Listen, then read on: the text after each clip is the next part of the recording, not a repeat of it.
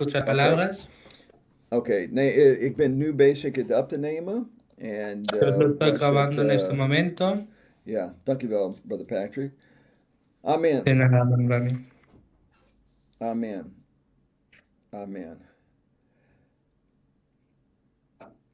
God zegen, broeder Danny. God Te zegen. bendiga, hermano Dani.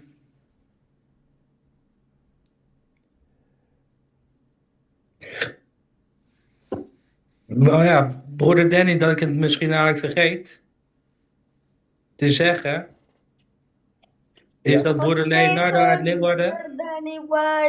God zegen. En broeder Leonardo uit Leeuwarden is er morgen ook niet Oké. in Leeuwarden. Oké. Dus ik denk dat het beter is om die samenkomst niet door te laten gaan. Nou, dat denk ik ook. Wij moeten weer erover praten. Ja. Ja, we gaan wel over praten dan, oké? Ja. Maar ik ben eens met je, dat kan niet doorgaan. Amen. Amen. Praise God. Volgens mij, dat is iedereen. Ahora está todas las personas está presente. Amen. Oké, dat gaat goed. Ik ben even aan het nachecken dat ding wordt goed opgenomen. Estoy controlando que lo está acabando bien. Amen. Laat ons bidden voordat wij beginnen deze. Het is geen Bijbelstudie, maar eigenlijk deze studie. Ese no es un estudio bíblico, pero un estudio. Ja, amen. Amen. Praise God. Maar we hebben Gods aanwezigheid nodig. Praise God. Pero nosotros necesitamos la presencia de Dios. Amen. Amén. Amen. Laat ons bidden samen. Praise God. Y vamos a orar juntos. Amen. Heer Jezus, ik dank u en prijs voor iedereen dat is aangesloten vanavond. Ik bid in de naam van de Heer Jezus dat u zal ons leiden en help ons. Help ons, Heer, om te leren om uw evangelie te prediken en uw woord door te geven aan anderen. Dank u, Heer, voor al deze mensen dat zijn geïnteresseerd in deze woord en om te leren om uw woord goed te prediken. Dank u, Heer Jezus. En geef u al de eer en glorie in Jezus' naam. Amen. Praise God. Praise God. Amen. Amen. Amen. Voordat we beginnen, wil ik zeggen Antes de iniciar, quiero decir dat ik blij ben dat u ervoor hebt gekozen om deze studie te volgen. que yo estoy feliz que has escogido para seguir este estudio. Amen. Praise God. Amen. Ik heb het genoemd, als je hebt gezien, ik heb het genoemd. Yo lo puse como nombre a esta serie. Voorbereid om te prediken. Preparados para predicar. Oh, dat is not goed gecenterd. Sorry. Ik zal dat heel snel ook doen voor ons. Smart selection. Hi. Ik moest het wel dat even nakijken. Amen. Praise God. Gloria al nombre de Jesús. Amen. Praise God. Gloria a Dios. Sorry, folks. Voorbereid om te prediken. Preparados para predicar. Amen. Dit is onze eerste les en het is genoemd: hoe beslist u wat u moet prediken? En lección número 1 es cómo decidir qué predicar. Amen. Hoe beslist u wat u moet prediken? Lección 1 es cómo decidir qué predicar. Amen. Praise God. Amen. Ik geloof dat het belangrijk is Yo creo que es importante dat u voorbereid bent om te prediken. que estás preparado para predicar. Voordat u achter de preekstoel gaat staan om te prediken. Antes de estar en el púlpito para predicar, Nou, mag ik uitleggen met wat ik bedoel met voorbereid om te prediken. entonces quiero definir qué es preparar para predicar. Nou, als u voorbereid bent om te prediken, ¿Qué es preparado para predicar? betekent dit dat u klaar en in staat bent Que está listo y está en el estado om effectief te communiceren wat God op uw hart heeft gelegd. que estás listo y preparado para predicar que Dios puso en tu corazón. So that is what it is om te prediken. Y eso es para predicar. Amen. Prediken, Predicar, even tellen. Jee. Ik moet alles doen, zo je moet wel een beetje geduldig met mij, ik moet dit leren. Okay. debe tener paciencia porque está también aprendiendo. Amen.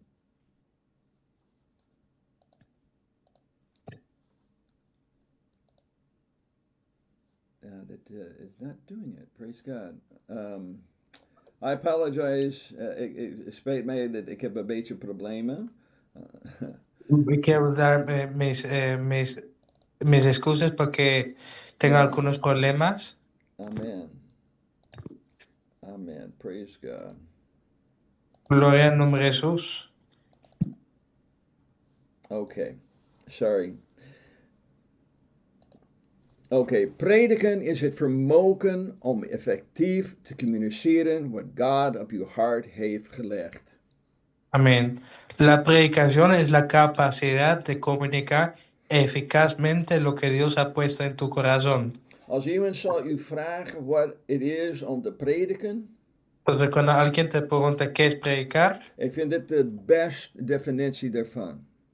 para mí esa es la mejor definición. Amen. Prediken is het vermogen om effectief te communiceren wat God op uw hart heeft gelegd.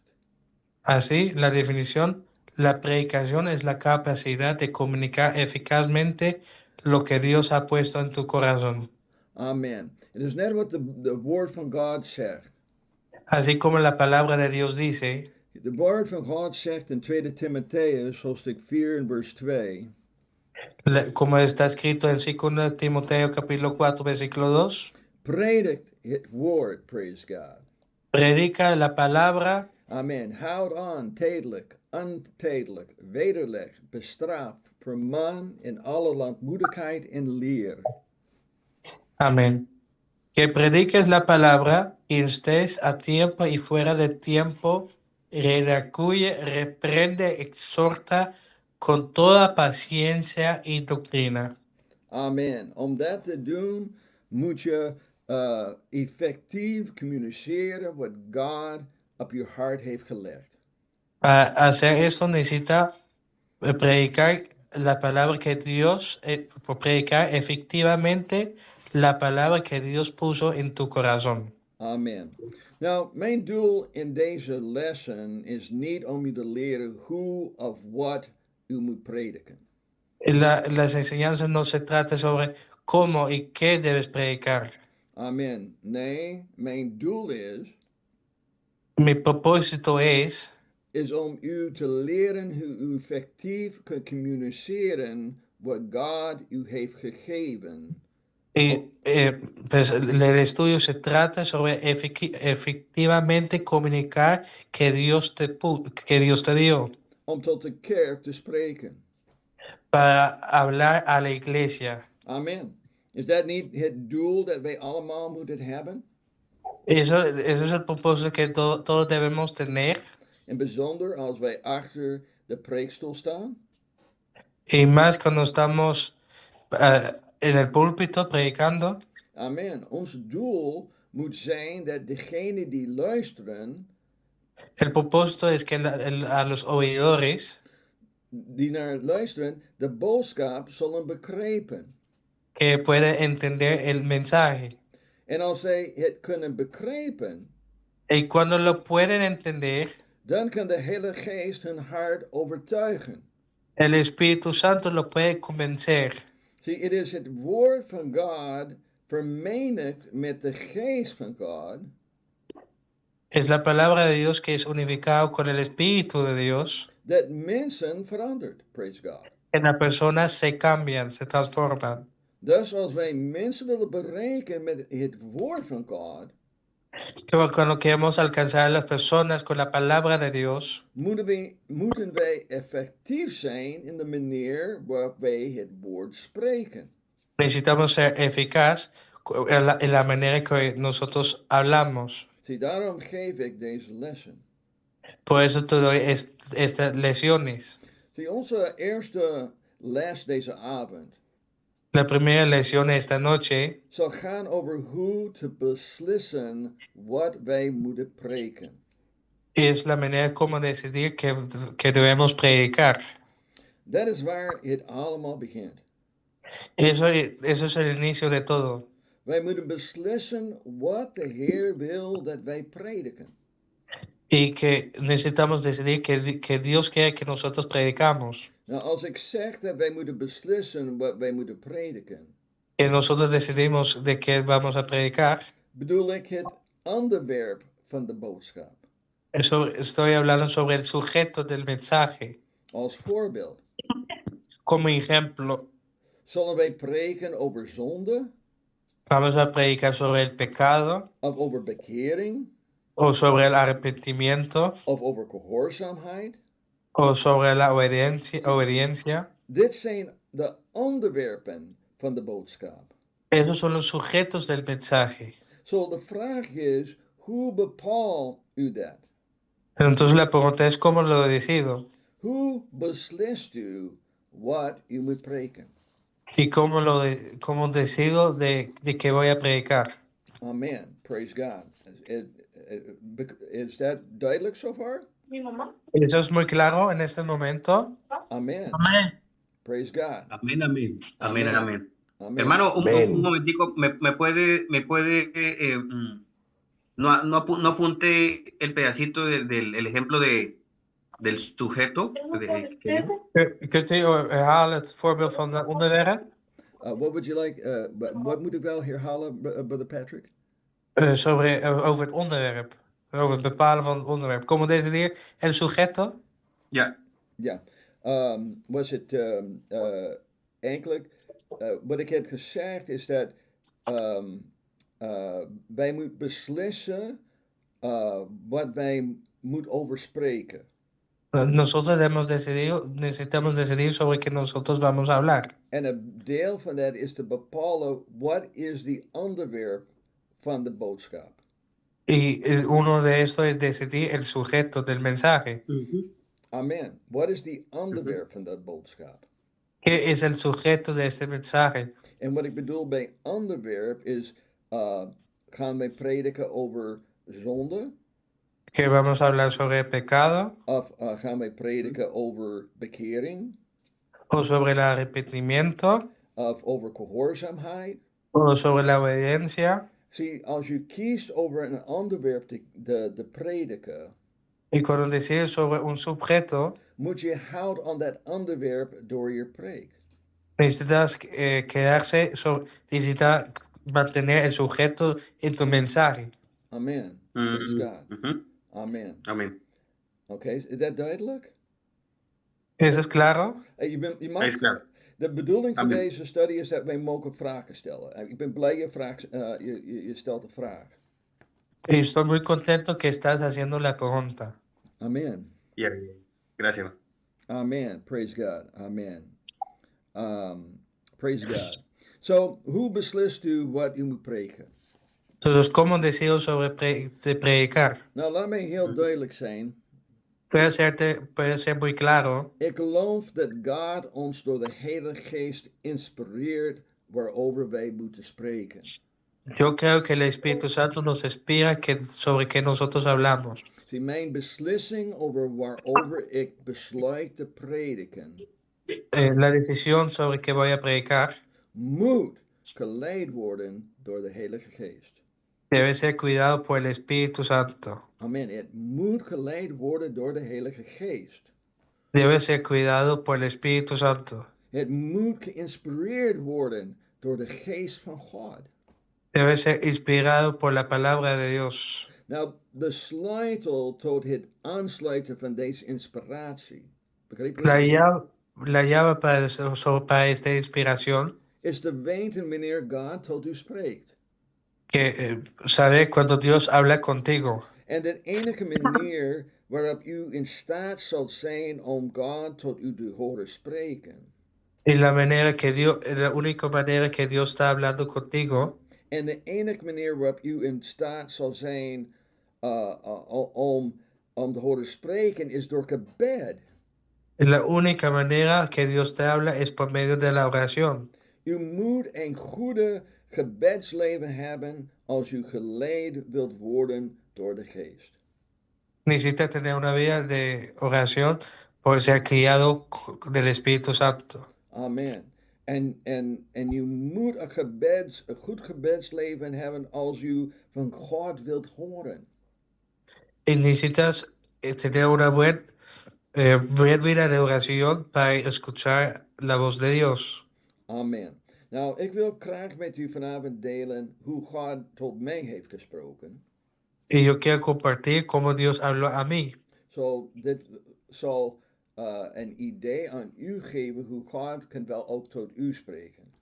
Y eso da una manera como Dios también puede hablar a nosotros. Amen. Nummer 1.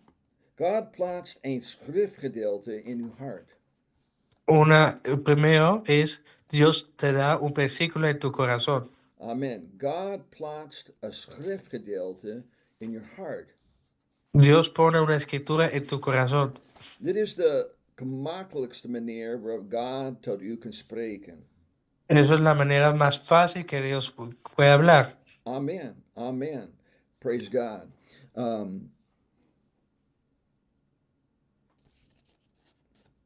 God heeft mij als voorbeeld uit mijn slaap gewekt.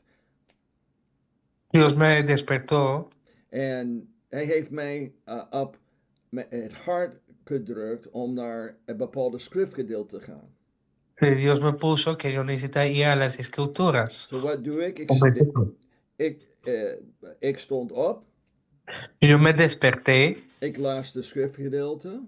Yo leí el pasaje. En God began tot mij te spreken over wat hij wilde dat ik zal over spreken. Y Dios me dio sobre qué tema debo predicar. Nou, ik probeer een voorbeeld te geven. Eso es solamente un ejemplo. Een andere manier waarop God tot u kan spreken. Una otra manera que Dios te puede hablar. Is terwijl u de Bijbel leest. Cuando tú estás leyendo la palabra. Als u het woord van God gaat preken. Cuando tú vas a predicar la escritura de Dios. Moet u dagelijks, moet de Bijbel een dagelijks onderdeel van je leven zijn. La Biblia debe ser una rutina de tu vida. Amen. See, het belangrijkste is dat wij gevoelig moeten zijn voor wanneer God tot ons spreekt. Y que nosotros nos sentimos cuando Dios nos habla. So God kan wel een schriftgedeelte in je hart plaatsen. Dios te puede darte una escritura en tu corazón. Amen. Praise God.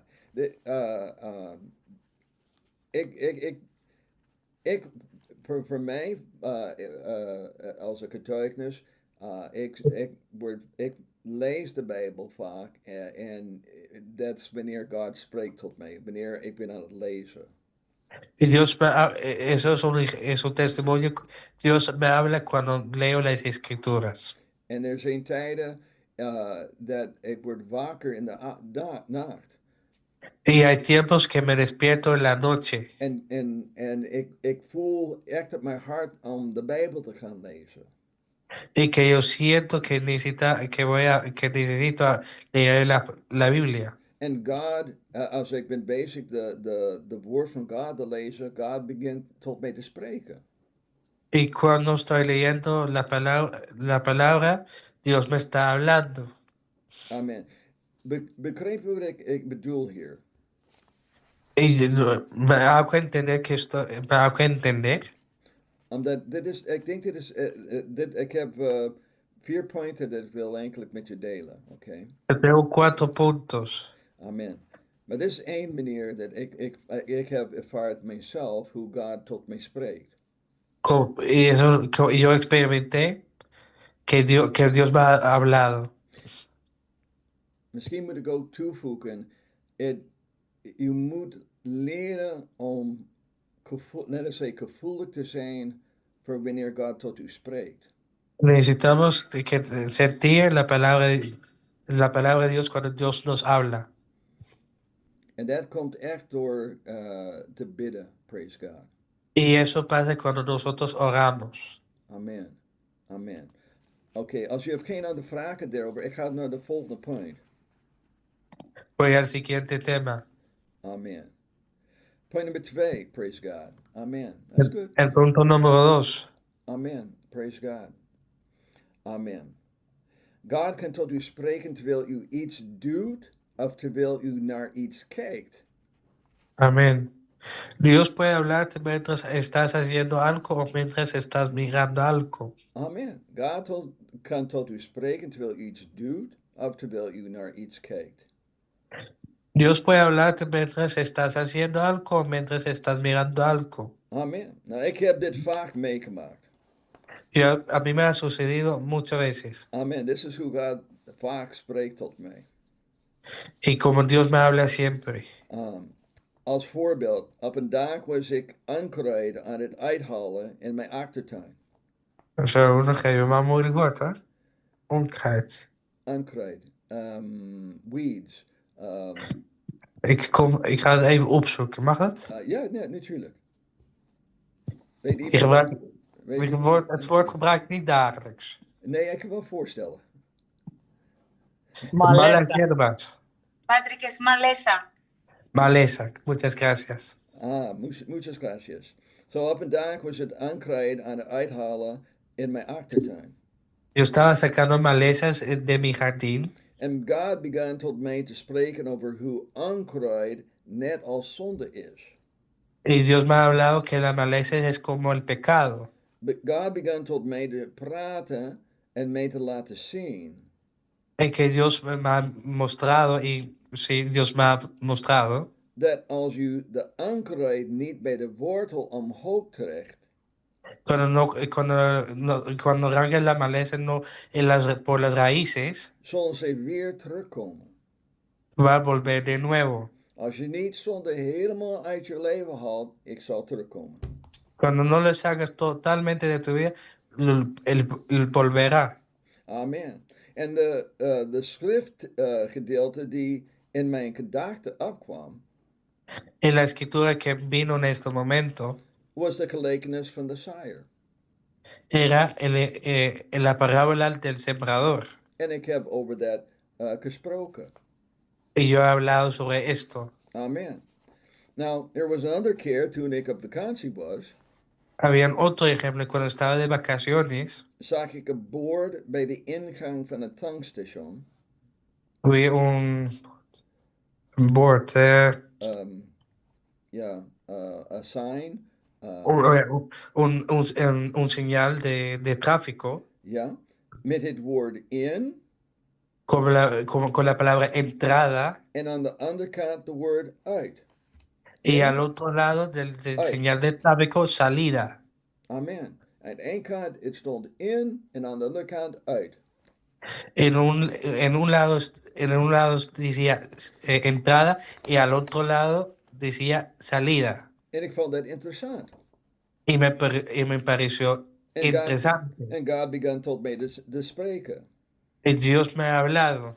En dat inspireert mij om een boodschap te preken. Y eso me inspiró sobre un mensaje, de predicar un mensaje Die ik heb genoemd. que lo nombré. De weg naar binnen is de weg naar buiten. La manera de entrar también es la manera de salir. Dezelfde plaats je ging in de tankstation was dezelfde plaats je moet uitgaan. La manera de entrar también era la manera de salir. Amen. En ik heb de tekst in Matthäus hoofdstuk 7 gebruikt.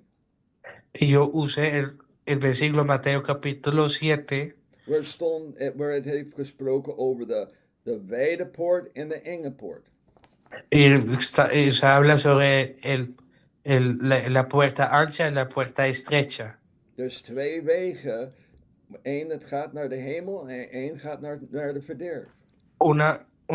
Un camino que va al cielo y otro camino que va al infierno. Amen. Praise God. En ik ga niet de hele preek prediken, maar dat heeft mij geïnspireerd. Praise God. Perdón. Y eso me inspiró. Yo no voy a predicar toda la predicación de este momento, pero esto me inspiró. Maar wat belangrijk is te herinneren. Pero que es importante de recordar Bent u bezig om naar de stem van God te luisteren? que estás obedeciendo a la voz de Dios. Zie, de meer dat je probeert om de stem van God te horen, Cuando oigas más al voz de Dios, de meer dat je gaat horen spreken. te vas más a hablar. En één ding is zeker. Una cosa es muy cierto. God's stem zal altijd overeenkomen met zijn woord. La voz de Dios siempre está de acuerdo con su palabra. God zal nooit iets tot je zeggen dat komt niet overeen met zijn woord. Dios no va a decir algo que no está de acuerdo con su palabra. Amen. Praise God. Praise God. Hallelujah. Derde manier hoe God kan tot je spreken. Broeder Danny, mag ik een vraag stellen? Ja, natuurlijk. Altijd. Heeft u ook wel eens een onderwerp gehad dat je door het nieuws hebt gekregen? Ik heb nooit dat gehad, maar dat is ook, dat valt onder dit hier. Je kunt ben bezig om de nieuws naar te luisteren en je wordt geïnspireerd door iets dat is aan het gaan in de wereld of zo. Ja. Ja. Entonces mi pregunta era que a mano Danny se pasó una vez que estaba viendo la noticia y que se inspiró por medio de la noticia. Nou, ik ben geïnspireerd door lied dat ik heb wel gehoord. Me inspiró una vez por una canción que ha oído. En ik begon over na te denken hoe dat kwam was het it just inspireert mij over wat was het dat wij moet blijven vechten, weet je. Volgens mij was een lied over hoe wij moet blijven vechten. En Había una canción que me inspiró sobre que Ja. nosotros necesitamos pelear. amen. Er is zoveel manieren dat je kunt wel geïnspireerd worden. Praise God. Hay muchas maneras que podemos ser inspirados. Amen. Praise God. Praise God. Weet je, ik vind, net als ik probeer vanavond om u te helpen om dat inspiratie te vinden. Y yo te estoy ayudando en esta noche para buscar esta inspiración. Dus ik weet dat veel mensen denken, wel, ik moet constant mijn Bijbel lezen. Yo necesito continuamente leer la Biblia. En dat is de enige manier dat God zal tot mij spreken. Y eso es la única manera que Dios me está hablando. Maar net als je ziet hier, je kunt be bezig iets te doen as zo eenvoudig als in je tuin te werken.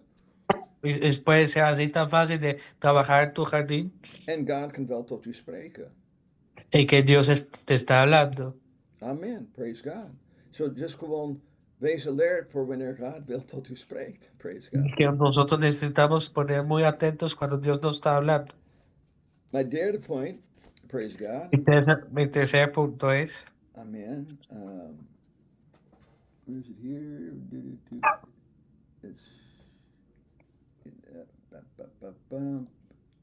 Here it is. Thank you voor even wachten. Derde point is, God kan tot u spreken door middel van een boodschap van een ander prediker. Dios puede hablarte a través de un mensaje de otro predicador. Amen. God kan tot u Amen. spreken door middel van een boodschap van een ander prediker. Dios puede hablarte a través de un mensaje de otro predicador. Amen. Amen. Amen. Praise God. Ik word vaak geïnspireerd door waar andere predikers hebben over gesproken. Me inspiro mucho cuando de otros predicadores, sobre la predicación de otros predicadores. En ik weet dat vaak nadat ik heb al gesproken, Y cuando yo prediqué, mensen komen naar mij toe. las personas vienen hasta mí. Mensen dat prediken het woord van God. Las personas que predican la palabra de Dios. En they begin mij te vertellen hoe de woord dat ik heb gesproken heeft hun geïnspireerd. Y como la palabra de Dios la ha inspirado a ellos. En wat gebeurt is dat de boodschap heeft hun geïnspireerd om een andere boodschap te spreken. Y la palabra de Dios le inspiró para hablar otra predicación. En dat gebeurt met mij ook. Y eso también me sucede a mí. Ik hoor een prediker spreken Yo escucho una predicador predicando en ik word geïnspireerd om over iets soortgelijks te spreken. y me inspiro de predicar algo igual, semejante. Amen. Ik heb ook gebruik gemaakt van Bijbelstudies Yo también he usado estudios bíblicos die ik andere predikanten heb horen geven. que también he escuchado, que escuché de otros predicadores. En vaak, ik gebruik dat Bijbelstudie. Y yo uso ese estudio bíblico. En over het algemeen voeg ik er veel meer aan toe wanneer ik die Bijbelstudie geef. Y añado más cosas cuando doy ese estudio bíblico. Maar het idee kwam van iemand anders. Pero la idea vino de alguien más. Nou, ik weet dat klinkt, like, Brother White, zou je iemand anders Bijbelstudie gebruiken? Y hermano White usa otro estudio bíblico de otra persona. Wel, ik denk dat wanneer jij begint over, wanneer u begint iemand te leren over de doop in Jezus' naam, Y cuando tú enseñas sobre el bautismo en el nombre de Jesús, el bautizo, je zal waarschijnlijk veel dingen gebruiken die ik heb gezegd. donde pronto vas a usar cosas que yo he dicho. Amen. Praise God. En ik zal blij zijn dat u zal het gebruiken. Amén. Y eso me pasa. Y yo estoy muy feliz que usas esto. Amen. De bedoeling is dat wij leren mensen de woord van God. Y que nosotros enseñamos a la palabra de Dios. Amen. Praise God. Praise God. Hallelujah. Amen. En de vierde manier dat je kunt wel geïnspireerd worden. Y la cuarta manera que puede ser inspirado es, U krijgt een onderwerp om over te spreken. se le da un tema de que hablar. Amen. U krijgt een onderwerp om over te spreken. Se le da un tema de que hablar. Amen. Praise God. Er zullen momenten zijn waarop uw voorganger u kan vragen om over een bepaald onderwerp te spreken. Y hay momentos que el predicador dice que sobre qué debes predicar. Het kan wel zijn, misschien ik vraag Brother Patrick, wil je een Bijbelstudie doen over gehoorzaamheid? Entonces, hermano, puedo preguntar a hermano Patrick que puede predicar sobre un estudio sobre la obediencia. En Brother Patrick zal studeren het woord van God. Patrick va a estudiar la palabra de Dios. En hij zal hemzelf laten geïnspireerd worden wat God wil dat hij zegt. Y lo va a ser inspirado de que Dios va a hablar. Amen. Ik ben vaak gevraagd als ik in een kerk bezoek. Y cuando yo visito la iglesia, Om over een bepaald onderwerp te spreken. porque de hablar sobre algún tema. Amen. En zeker als het een conferentie is. Y cuando es una conferencia, En zij hebben besloten wat hun thema zou worden. y que puede ser el tema. En God kan nog steeds tot u spreken. Y Dios puede seguir hablando. Zie, het belangrijkste dat ik wil dat u aanhoudt. Y que es muy importante que nosotros tenemos en nuestra vista. Is dat u gevoelig moet zijn en klaar moeten zijn voor wanneer God tot u spreekt. Y que podemos sentir y listo cuando Dios nos habla. Oké. En tot slot. Y al final, Als u eenmaal hebt besloten waarover u wilt preken. y cuando Dios nos habla sobre qué predicar, Is de volgende stap om te beslissen welke schriftgedeelte het onderwerp best uitlegt. necesitamos mirar qué versículo nos explica mejor el sujeto. Zie, als God u het onderwerp geeft, Cuando Dios te habla, zal hij le ook... da- cuando Dios da el sujeto, Ja, als God u het onderwerp geeft, Cuando Dios te da el sujeto, zal hij u ook de schriftgedeelte geven. sorry broeder Danny, zou je het kunnen halen? Ja, als God u het onderwerp geeft, Que right, Dios te da el sujeto, zal hij u ook de schriftgedeelte ook geven. Dios también te da el versículo. U moet bidden u moet bidden en de leiding van de Heilige Geest zoeken. Necesitas buscar la guianza de la palabra de Dios En y el welke, Espíritu Santo. en welke schriftgedeelte moet gebruikt worden. ¿Y cuál escritura necesita ser usado? Zie, dit is een heel belangrijke schriftgedeelte. Y eso es un versículo importante. De eerste schrift dat je gaat lezen. El primer escritura que estás leyendo. Weet je waarom? ¿Por qué? Omdat de eerste tekst die El u primer gaat texto gebruiken que Dios le va a usar, om uw boodschap te beginnen, que para iniciar el versículo, is de sleutel tot de hele boodschap. y se le llama para todo el mensaje. Nou, ik heb veel predikers gehoord die over een onderwerp preken. Y yo he escuchado muchos de predicadores que he escuchado En ze gebruiken een schriftgedeelte que usan un versículo om hun onderwerp te ondersteunen. para sostener su mensaje, Maar su they sujeto. Oké, ik zeg het again, bro. That's okay, no problem. Ik heb mensen gehoord preken Yo he escuchado personas a predicar en they kies een schriftgedeelte. y escogen una escritura, Maar ze leggen niet uit hoe het onderwerp en de schriftgedeelte met elkaar verbonden zijn. y cómo se conecta el sujeto y el versículo, la escritura. So, dit is heel belangrijk. Y eso es algo muy importante. Dit is het deel van onze les vanavond. Y esa es la parte de nuestra lección hoy. Deze deze twee dingen, de schriftgedeelte en je onderwerp, moet dezelfde zijn. La escritura y el sujeto debe ser igual. Amen, praise God. Mag ik zeggen, meestal geeft God mee de schriftgedeelte en het onderwerp, oké? Y muchas veces Dios me da el sujeto y el versículo. Amen, ik geef het aan mij samen.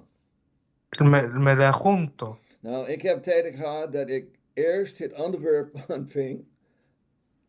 A veces me pasó que primeramente Dios me dio el sujeto, En dan moest ik zelf de schriftgedeelte zoeken.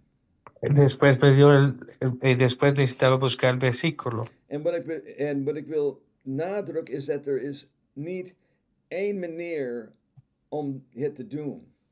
Y colocar el énfasis que no hay una manera como hacerlo. Amen. So, wat jullie moet doen voor volgende week.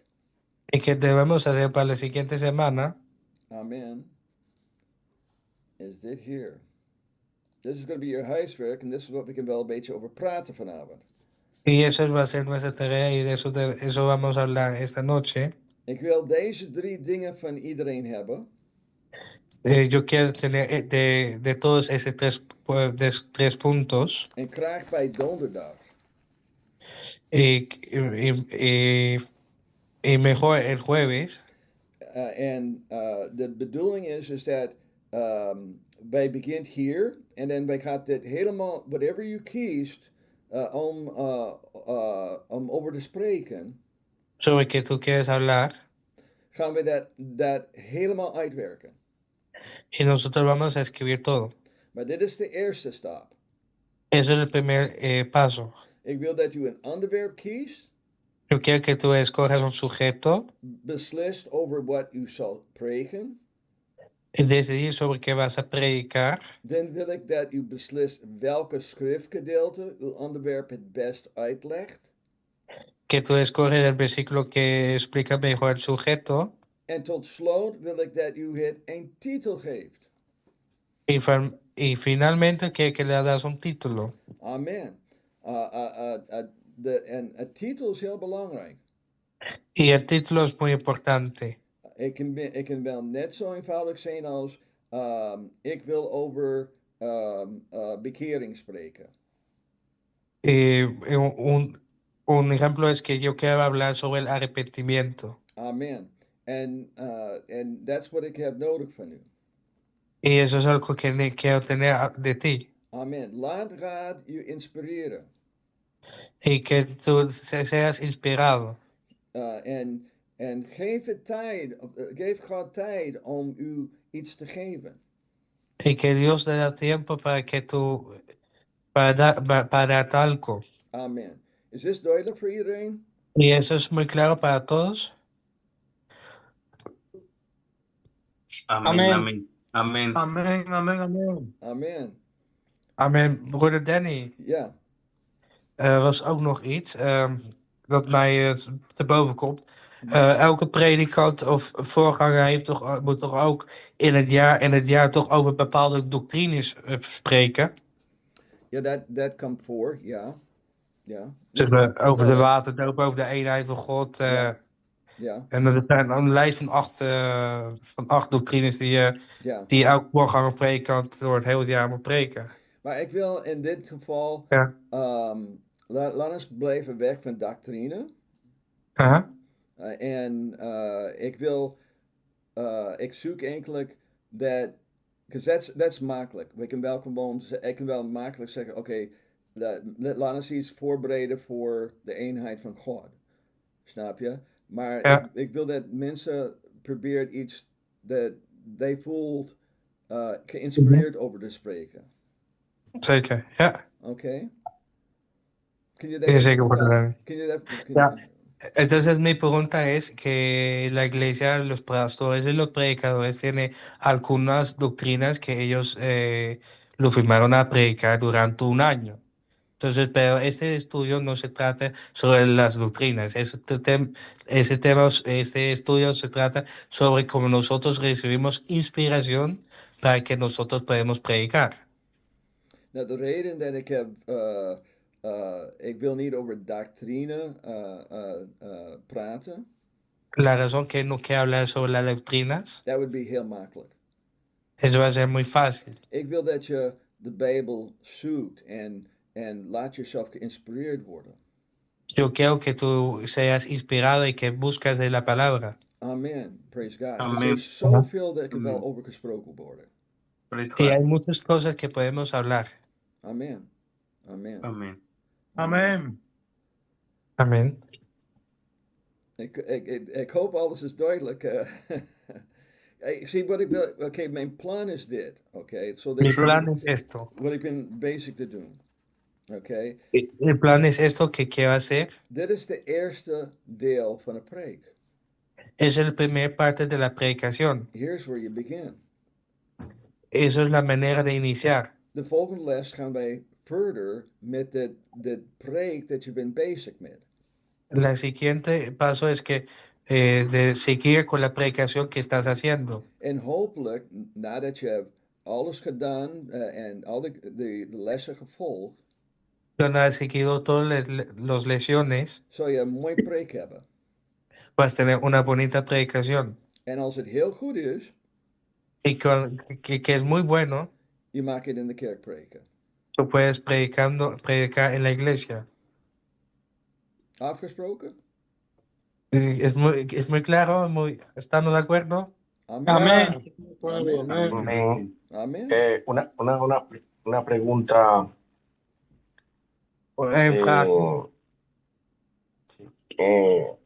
Es la prédica, o sea, es como una prédica cortica que se va a hacer.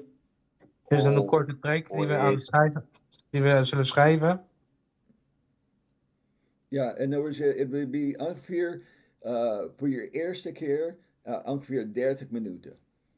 De eerste keer is 30. De eerste keer, la primera vez es 30 minutos. Ja. Ya. Ja. Ya. So, o sea, para el jueves tener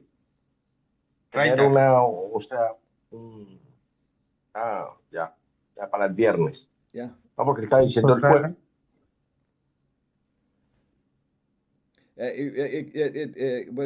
Laat mij duidelijk zijn, Patrick, dat het is niet verplicht om het te spreken, maar als ik vind het goed genoeg, ik zal waarschijnlijk u vragen om in de kerk te spreken.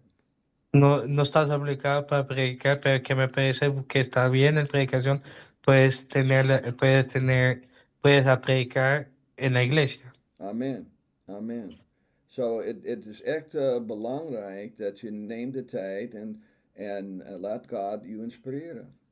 Y es muy importante que Dios te inspira. Amen. Amen.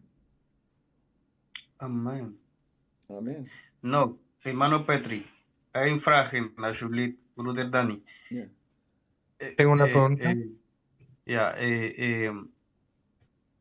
lo que quise entender es que la tarea que nos dejó el hermano es que próximamente preparemos escojamos prédica. una prédica, pero o sea, aplicando estos 3 puntos, ¿no? El título, el tema y que la expongamos, ¿cierto? Yeah.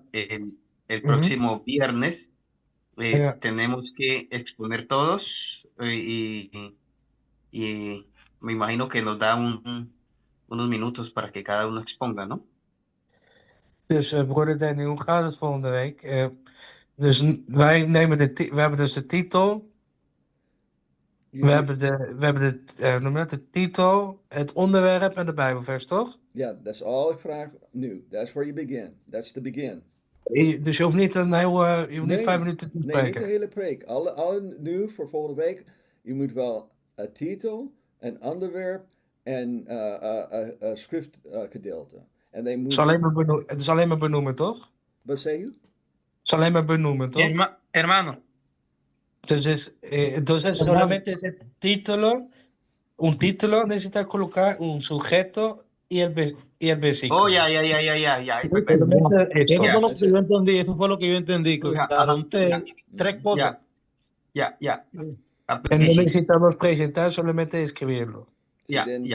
Oké, ik geef je een voorbeeld. Onze volgende les, na deze les, zal over de introductie, over de inleiding van je preek. Y la siguiente semana necesitas la introducción de la predicación. Amen. En ik ga over dat spreken. Y vamos a ir hablando sobre esto. Oké, so alleen per nu, ik vraag alleen een vers, een titel en was het the onderwerp. Y para este momento solamente el versículo, el título y el sujeto. Ja. El título, el versículo y el sujeto. Ajá.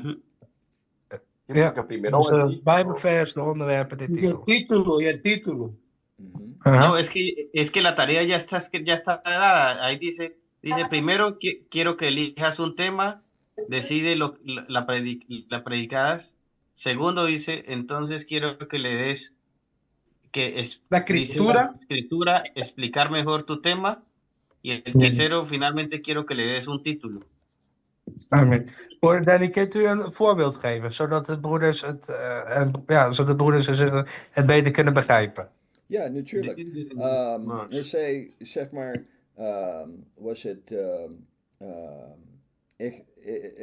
net als aangekomen zondag, let me think how I can do this.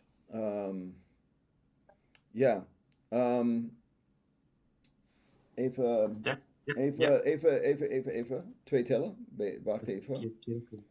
Ik zal heel snel voor iets doen. Wacht even. Quizá. Quiero que elija un tema, decide lo que predicarás. Kijk eens, laat me even gebruiken hoe zeg je dat? Mijn preek van, wanneer was dat? Een paar weken geleden heb ik wel gesproken over Matthäus hoofdstuk 7, vers 21 tot en met 23. Unas semanas pasadas he hablado sobre Mateo capítulo 7, versículo 21 hasta 22. Amen. En hoe zeg je dat? Dat schriftgedeelte ging over waar mensen zeggen, Heere, hebben wij niet in uw naam geprofiteerd en dat? En Jezus Ese- zei, ik ken je niet. El Señor, nosotros hemos profetizado y el Señor dice, no te conozco. En de titel dat ik had aan het gegeven was, zal Jezus u kennen? El título es que el Señor te conozca. En Te conoce, perdón. en die onderwerp dat hij had gekozen om over te spreken Y el sujeto de hablar, sobre hablar, was dat eigenlijk ging over de relatie dat wij hebben met Jezus Christus. es la relación que sujeto de la nosotros tenemos prédica. con Jesucristo. En als de Heer Jezus ons kent. Y que el Señor nos conoce. En dat ging, dat onderwerp kun je wel vinden door mijn hele preek. Y el sujeto puede ver en toda la predicación Ja, zal de Heer Jezus u kennen? que el Señor te conoce. Amen. Ujú. So, Amen. Super. ja, dat is een voorbeeld. Eso es un ejemplo. Ik heb, hier is één dat ik heb wel gesproken over, even kijken, over David. Yo he hablado sobre Weet David. je, iedereen kent de verhaal van David en hij ging vechten tegen tegen Goliath. Yo conoce la historia de David que peleó contra Goliat. En ik heb de titel aan het gegeven, dus ik heb naar dat schriftgedeelte gegaan. Yo puse el título y fui a esa escritura. En ik heb gelezen over hoe David heeft Goliath geslagen. Sobre cómo David venció a Goliat. En ik heb het de titel gegeven, de God dat bevrijdt. Y como Dios libera. En zo de onderwerp van die preek was bevrijding. El sujeto era liberación. Je ziet door de hele preek dat ik praat over hoe God ons bevrijdt. Y he hablado sobre toda la predicación, como Dios nos libera. En wat ik probeer je te leren, Y Dios nos quiere enseñar is dat je blijft op je onderwerp. que tú te quedas en tu sujeto. Net als ik zei, te veel predikers, Muchos predicadores they lezen een bepaalde schriftgedeelte y leen un pasaje bíblico en misschien they say, ja, net als ik zei, they lezen over David en God heeft hem bevrijd van de hand van Goliath. y como Dios, nosotros leíamos que David era salvado de la mano de Goliat. En de prediker zegt, ja, ik ga praten over bevrijding. We están hablando sobre la liberación. En dan in hun preek, je ziet nergens, they blijft niet op hun onderwerp. Y ellos no te quedan sobre el sujeto. En dat is waarom ik probeer u dit te leren. Y por eso te estoy enseñando. Als je weet die onderwerp vanaf het begin, Cuando tú sabes el sujeto del inicio, dan ga je wel dat door je hele preek brengen. y tú te lo vas a traer en toda tu predicación. En mensen zullen het beter begrijpen. Y las personas van a entender más. En daarom heb ik wel gekozen, als je wel je onderwerp en je schriftgedeelte in je titel. Cuando tienes el sujeto, el versículo y el título, See, that is where it allemaal begint. Eso inicia todo. Ik kan niet zeggen, ik ga over bekering spreken. Yo voy a hablar sobre el arrepentimiento. En ik kies vers dat. Hoe heeft dit te maken met bekering? Y que usas un versículo que no trata sobre el arrepentimiento. Niet iedereen. Kijk eens, meestal als. Ik gebruik altijd. Als je geeft mensen richting om naar ergens te gaan. Yo siempre doy una dirección de dónde van las personas. Broer, als jij mij zou vragen hoe moet ik naar. Als ik ben aan Oké, hoe kan ik wel dit uitleggen? Brother, je vraagt mij, hoe kom ik naar je huis? Hermano, ¿cómo voy a tu casa? Ik zou vragen, hoe kom je? Met de Entonces, trein of met de auto? ¿Cómo vas? ¿En tren o un carro? Oké, en je zegt, broeder, ik kom met de trein. Y me dices, yo voy con el tren. Ik ga niet tegen je zeggen, je moet op de A4 gaan. Yo necesito pasar por la 4. De A4 is de snelweg. Y tú vas por la autopista. Hoe gaat dat jou helpen? ¿Y cómo te va a ayudar? Je wil weten hoe ik naar mijn huis kom met de trein.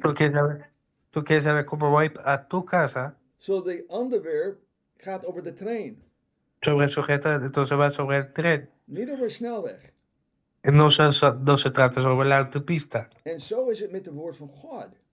Y eso así es con la palabra de Dios. Zo eenvoudig is het. Y así tan simple es. Wanneer je begint om met mensen te praten over bekering. Cuando tú hablas con la persona sobre el arrepentimiento. Blijf op het onderwerp van bekering. Entonces te quedas sobre ese tema, sobre ese objeto de arrepentimiento. En hij zal veel meer leren. Entonces van a aprender más. Dan als je zo over bekering en over dit en over dat en over al die andere dingen praten. Entonces que tú hablas sobre varias cosas, como arrepentimiento y otra cosa y otra cosa. En daarom vraag ik u vanavond om hier te beginnen. Entonces aquí debemos iniciar. Als je onderwerp en je eerste vers goed zijn. Cuando tu sujeto y el versículo está bien. Je bent op de juiste richting. Ya tiene el mejor dirección, ya está en bien dirección. En het is niet makkelijk om te doen. Y no es fácil de hacer. Dus veel mensen kunnen het niet doen. Hay muchas personas que no lo pueden hacer. Amen. Amen. Maar als je bent niet zeker, je mag mij altijd bellen of schrijven en vragen. Cuando no estás seguro, entonces me puedes escribir y llamar. Als je hebt een vers en je denkt, is dit een goede vers voor dit onderwerp? Entonces, que es un muy buen versículo sobre este sujeto. Ik vind het niet erg om daarover te praten. Entonces, a mí no me molesta para hablar sobre esto. Amen. Amen. Is dat duidelijk voor iedereen? ¿Es muy claro para todos? Dus ik wil dat je vraagt dingen. Je bent echt open te vragen, hoor. Yo quiero que preguntas sobre esto. Amen. Well, praise Amen. God. Ik heb een vraag. Oké. Yo tengo una pregunta. Sí. Gewoon een idee, hè. Tuurlijk, ik wil ook met een nieuw onderwerp, want dat is natuurlijk het doel, dat je continu nieuwe onderwerpen aankaart. Ja. Esa es la idea, que nosotros tenemos nuevos objetos. Maar ik dacht, misschien is het ook interessant, omdat ik al bepaalde onderwerpen heb gemaakt. Porque ya tengo algunos sujetos. Zonder deze lessen te hebben gevolgd. Sin siquiera hacer estudios. Dacht ik, misschien is het ook interessant om een van die onderwerpen of korte prediken die ik al heb gemaakt, opnieuw te gebruiken in de nieuwe formule die ik nu leer, zeg maar. De usar esos pequeñas predicaciones en nuestro nuevo formato. Dat kan. Dat is geen probleem. Dat is geen probleem. Okay. Amen. Weet je, Massimo, dat is heel goed. Want je ziet dat je kunt wel verbetering hebben. Porque se puede mejorar. Amen. Amen. Hetzelfde geldt voor jou, Patrick. Als je wil iets dat je hebt al gebruikt, het is ook geen probleem. Is goed, broer. Oké. Maar ik ben niet, ik vind het, voor mij was het, ik vind het, ik ben heel geïnteresseerd wat mensen, wat jullie zou, hoe God zal tot u spreken.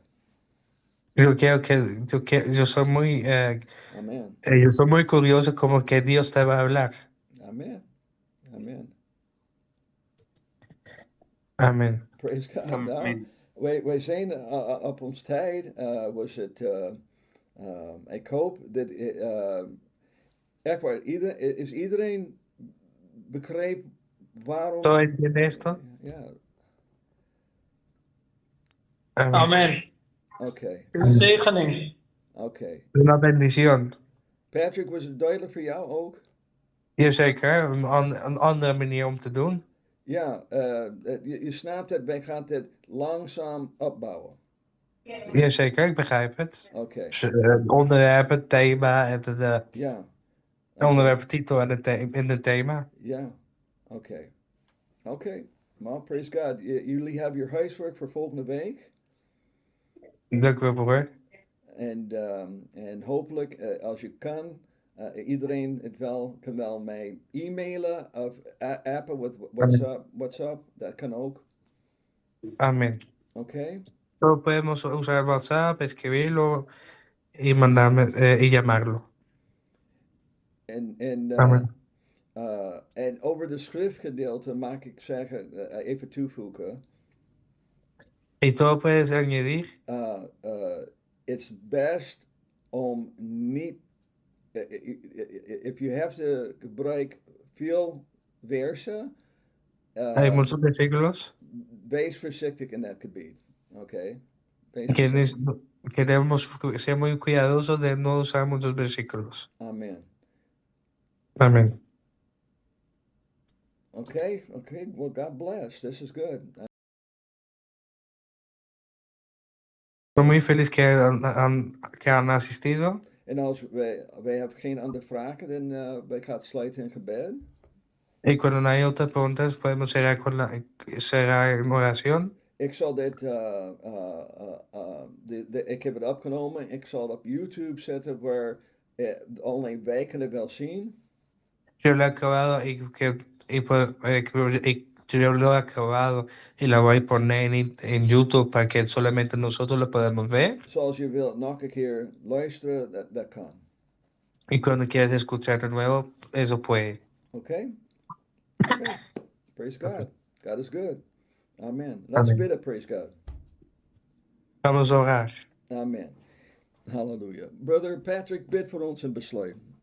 Heer Jezus Christus, almachtig sterke Vader, dank u wel, grote God, dat we hier mogen zijn. Dank u wel voor deze onderwijzing dat u hebt gegeven, Heer Jezus Christus, over zo'n te preken, Heer Jezus Christus, op basis dat u tot ons spreekt op verschillende vormen en verschillende manieren. En hoe u uw woord openbaart tot ons, Heer Jezus, in onze dagelijks leven, Heer Jezus Christus.